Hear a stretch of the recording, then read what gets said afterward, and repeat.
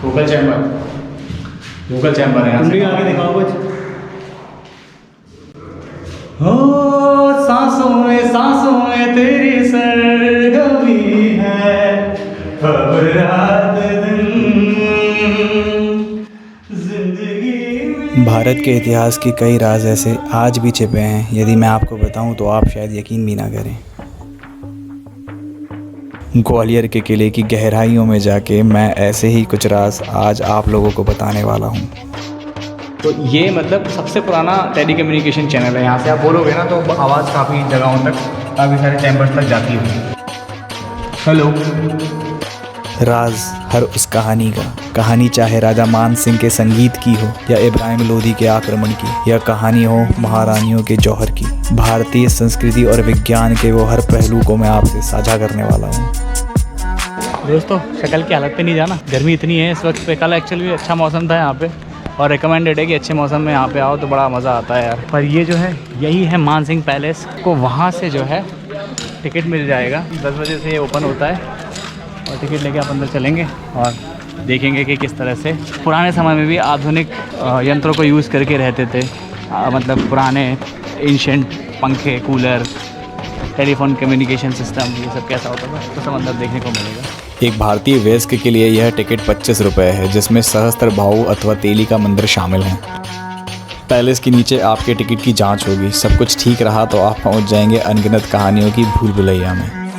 मान सिंह पैलेस की शुरुआत में आपको महारानियों के लिए बनाया शास्त्रीय नृत्य कक्ष मिलेगा। यहाँ 8 छज्जों में राजा की 8 रानियां बैठ के नृत्य देखा करती थी। सैंडस्टोन से बने इस कक्ष को इतनी बारीकी से कैसे सजाया होगा, मेरी समझ के काफ़ी बाहर है।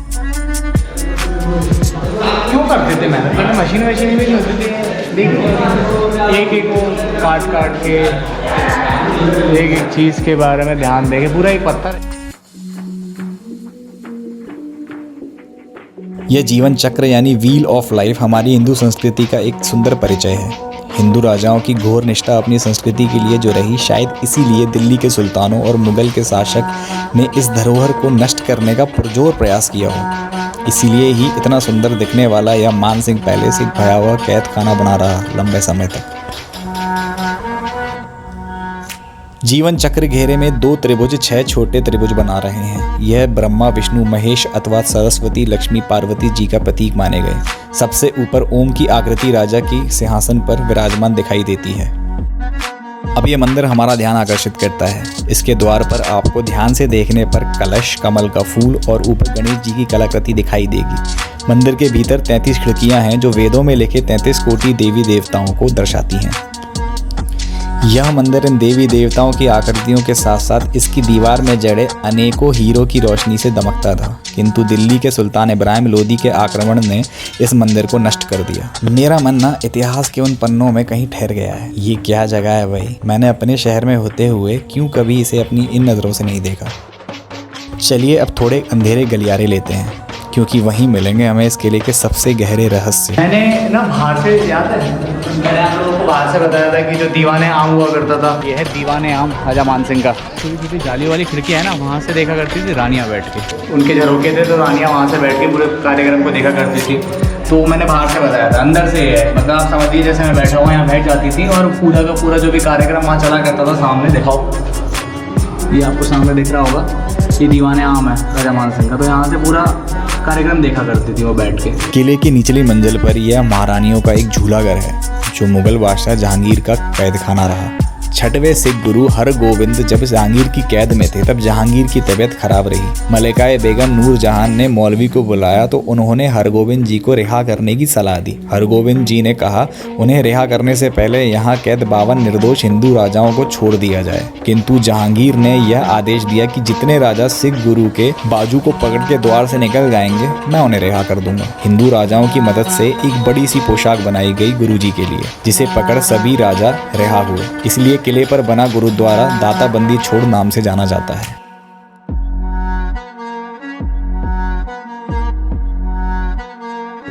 यहाँ पे ना इस वक्त पे ऊपर काफ़ी सारे चमगादड़ जो है चिपके हुए हैं, तो एक अलग तरीके का डर लग रहा है। वरना आपको बता दूँ जो कुंड हुआ करता था, ये जो बीच में आपको जगह दिख रही है यहाँ पे पानी भरा हुआ करता था, भर दिया गया।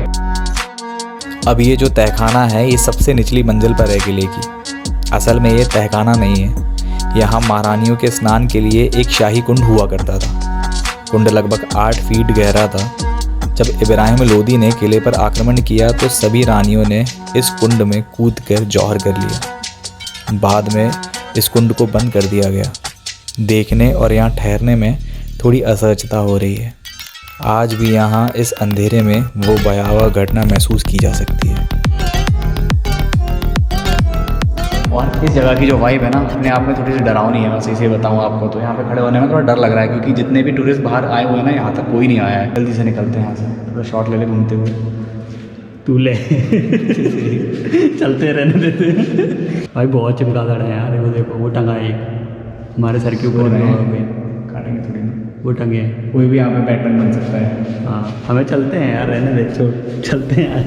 क्या यार ये जो है ना, ये है टेलीफोन सिस्टम। मतलब मैं आपको बता रहा हूँ 1486 में जो है बना था ये पूरा महल। 1490 में अमेरिका में जो है टेलीफोन कम्युनिकेशन की जो खोज थी वो हुई थी। तो ये मतलब सबसे पुराना टेली कम्युनिकेशन चैनल है। यहाँ से आप बोलोगे ना तो आवाज़ काफ़ी जगहों तक, काफ़ी सारे चैम्बर्स तक जाती है। हेलो, इस तरीके से बताओ संपर्क किया जाता था। जब कोई अटैक हो रहा है तो जो भी कम्युनिकेट करके सभी को चौकस कर सकती थी, जितने भी सैनिक वगैरह थे, यहाँ से किया जा सकता था।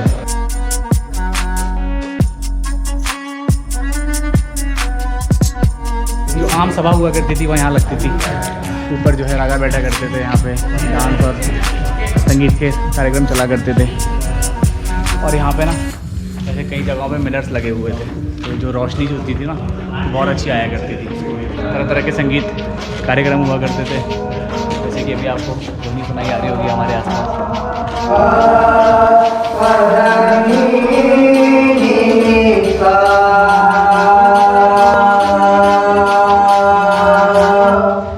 वोकल चैम्बर है। आगे दिखाओ कुछ। हो सांसों में तेरी सरगमी है, अब रात दिन जिंदगी मेरी तो कुछ ना अब यहाँ पे हाथ लगा। हरी ठंडी हवा। तो ये जो हवा है ना, ऐसे मतलब छोटा सा एक वो बना हुआ है, चैनल बना हुआ है, ऐसे हवा आती है और फिर यहाँ पे वो ना ऐसे भूसा वगैरह वो सब भर देते हैं, ऐसे गीला गीला डाल के, तो है ना कूलर बन जाता है नेचुरल वाला। मस्त पूरे बेडरूम में हवा आती है। वो पूरा बेडरूम ही है, ऊपर पूरे झालर लगाने के लिए।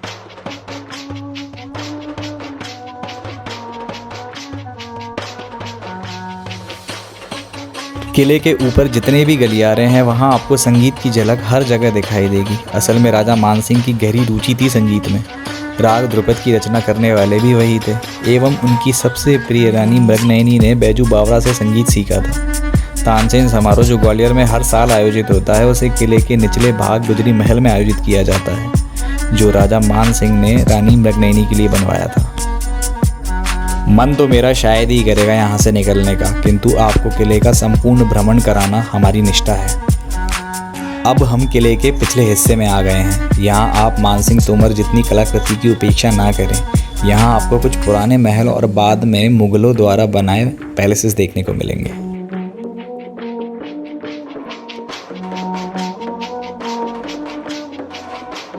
सबसे पहले ये कर्ण महल है, जो राजा मान सिंह के पिता राजा कर्ण सिंह के लिए बनाया गया था।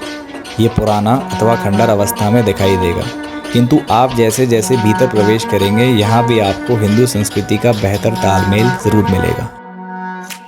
अभी आप लोगों को ये वीडियो कैसा लग रहा है, आप लोग ज़रूर कमेंट सेक्शन का इस्तेमाल करके हमें बताइएगा, क्योंकि पिछले कुछ वीडियोस से हमने अपनी जो थीम है वो थोड़ी सी चेंज कर ली है। थोड़ी हिस्टोरिकल प्लेसेस, मंदिर वगैरह घूम रहे हैं, पर ऐसा नहीं है, फन एडवेंचर वाली जगहों पे भी जाएंगे। आने वाले जो सीरीज़ हैं वो काफ़ी ज़्यादा महत्वपूर्ण है। साथ में आप लोगों को बने रहना है।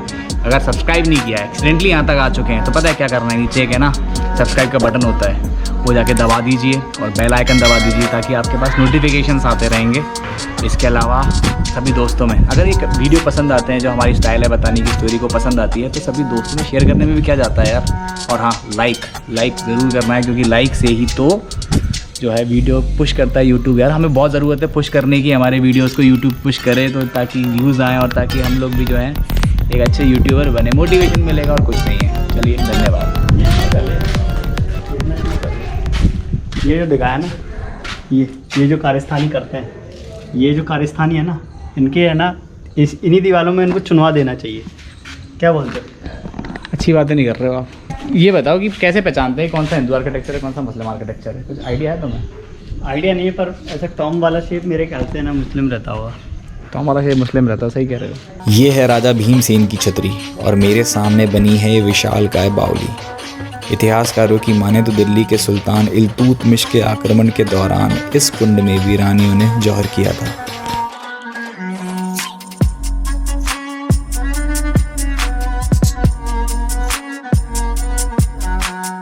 अब हम जो देखने वाले हैं वह पूर्ण रूप से मुगल आर्किटेक्चर है, वो भी अपनी अपरिपक्व अवस्था में। ऐसा मैं इसलिए कह रहा हूँ क्योंकि मुगल बादशाहों में ग्वालियर किले का ज़्यादातर निर्माण जहांगीर ने कराया था, जो निर्माण कार्य के लिए इतने बेहतर नहीं जाने जाते थे। यदि शाहजहां ने यहाँ रुचि दिखाई होती तो इन मुगल पैलेसेस की भी अवस्था ज़्यादा परिपक्व दिखाई देती।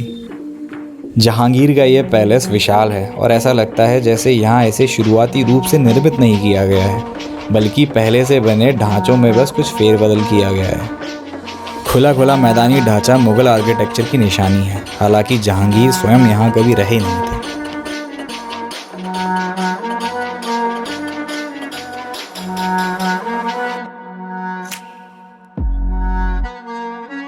देखने के लिए अवश्य मानसिंह पैलेस जितनी बारीकी से की गई कलाकृति यहाँ नहीं है। यहाँ सब कुछ साधारण है किंतु विशाल है। यह है सहस्त्र बाहु मंदिर, जिसे बाद में लोकल भाषा में सास बहु मंदिर कहा जाने लगा। यह मंदिर भगवान विष्णु को समर्पित है। इसका निर्माण 11वीं शताब्दी में राजपूत राजा महिपाल ने कराया था। हिंदू देवी देवता के चित्र हर तरफ दिखाई पड़ेंगे। यह असल में जुड़वा मंदिर है। कालांतर में हुए आक्रमणों की चपेट में आए इस मंदिर के कुछ ही हिस्से स्वाभाविक रूप से आज भी हैं। बाकी हिस्सों का निर्माण बाद में किया गया है। मेरे कदम इस सफ़र के आखिरी पन्नों पर हैं जो मुझे इस मंदिर तक ले आए हैं। यह है तेलीगा मंदिर। यह मंदिर गरुड़ा एवं द्रविड़ स्टाइल ऑफ आर्किटेक्चर में बना हुआ है। देखने में सुंदर यह मंदिर 8वीं शताब्दी में गुज्जर प्रतिहारों के राजाओं ने बनवाया था। इस मंदिर को भी दिल्ली के सुल्तान ऐबक और इल्तुतमिश ने खंडित किया था। दोस्तों हमारा जो आज का ब्लॉग है अबाउट द ग्वालियर फोर्ट ख़त्म होता है तेली के मंदिर पे आके। उम्मीद करते हैं आप लोगों को पसंद आया होगा। अगर पसंद आया होगा तो like share and subscribe the channel. Thank you. See you in the next series.